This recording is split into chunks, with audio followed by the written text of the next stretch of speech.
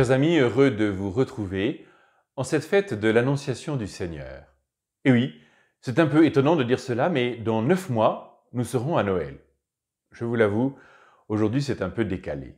Mais lisons ce passage de l'Évangile où Marie reçoit la visite de l'ange, lui annonçant qu'elle serait la mère du Sauveur.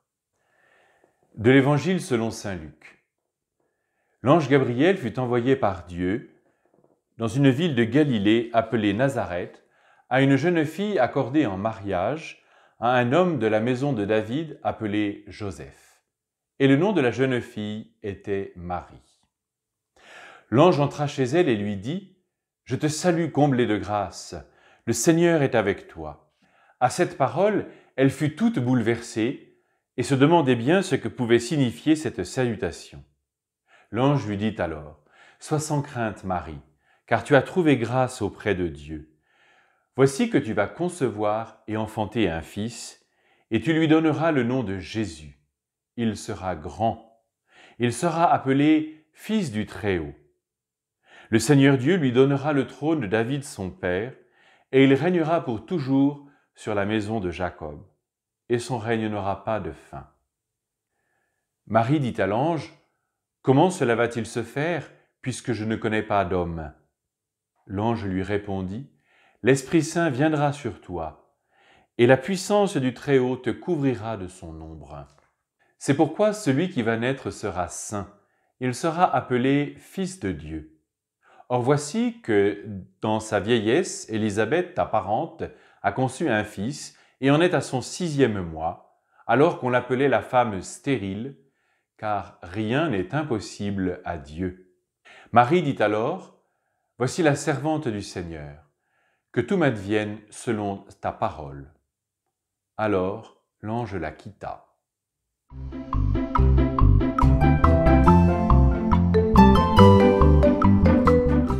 Ce passage compte sans doute parmi les plus connus de l'Évangile, et cette belle annonciation est souvent mise en peinture. Mais en quoi est-ce une bonne nouvelle pour nous aujourd'hui ? Certes, le récit est très historique, mais sa force symbolique nous permet d'aller au-delà. Si Marie a reçu un jour de l'histoire l'annonce qu'elle deviendrait la mère de Jésus, le Messie, de la même manière pour nous aujourd'hui, mais différemment, nous avons la promesse que le Seigneur est présent au milieu de nous. C'est le sens de l'incarnation. Cette promesse nous rappelle la beauté et la dignité de la condition humaine. Nous connaissons les souffrances, les blessures et les combats qui nous traversent tous. Rien de tout cela n'est indifférent à Dieu. Il sait le prix de toute souffrance et celui de la victoire. Et parce qu'il ne peut se satisfaire de nos douleurs et de nos difficultés, il demeure parmi nous. L'Évangile commence par l'annonce de sa venue et se termine avec cette promesse « Je suis avec vous tous les jours jusqu'à la fin du monde. » Remplie d'Esprit Saint, Marie a dit « Oui, voici la servante du Seigneur, que tout m'advienne selon ta parole. » C'est dire aussi que la présence de Dieu, aujourd'hui, dépend un peu de nous. Nous le voyons dans tous ces gestes de solidarité, toutes ces petites attentions, ces témoignages de soutien, d'amitié, entre voisins, amis. Nous le voyons aussi dans ces innombrables chaînes de prière. Aujourd'hui, comme à l'Annonciation, l'Esprit Saint est à l'œuvre, tout spécialement quand nous acceptons, comme Marie, de nous laisser transformer, guider et agir pour le bien de tous. À l'occasion de la fête de l'Annonciation, les évêques de France nous proposent de participer à un geste symbolique à 3 volets. À 19h30, partout en France, résonneront les cloches de toutes nos églises en signe de solidarité et de fraternité commune. Au même moment, nous sommes invités à déposer sur nos fenêtres des lumignons, symbole de notre prière. Cette prière est évidemment tournée vers les personnes défuntes, vers leurs familles, vers les malades et surtout les plus graves, et bien entendu, vers les soignants qui veillent sur eux et sur chacun de nous.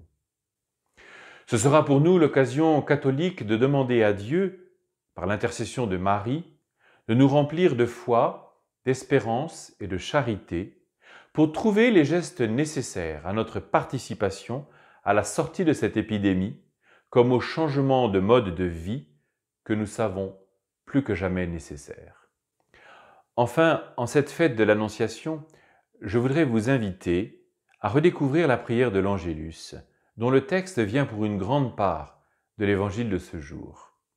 Une prière par laquelle nous supplions le Seigneur de demeurer parmi nous et d'y être attentif.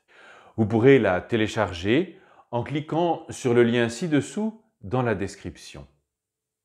Mais je vous laisse la découvrir avec cette belle toile de mon ami Patrick Marquès, évocation de l'Angélus de Millet.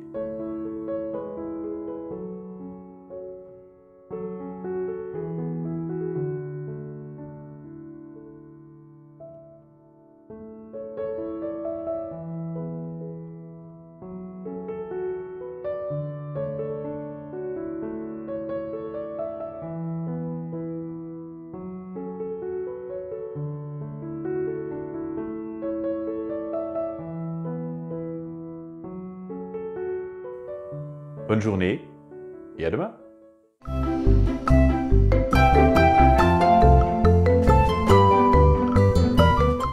J'aimerais aussi apporter mon soutien au personnel soignant qui actuellement redouble d'efforts pour essayer de trouver des solutions rapides pour rendre la vie des patients un peu plus agréable dans cette maladie du coronavirus. J'aimerais aussi apporter mon soutien aux toutes les personnes âgées, toutes les personnes atteintes de maladies chroniques. J'aimerais en tout cas leur apporter toutes mes prières, mes pensées, pour leur dire que je pense bien à toutes ces personnes-là et courage à vous, on est tous dans le même bateau et j'espère très vite en tout cas qu'on arrivera à trouver de meilleures solutions.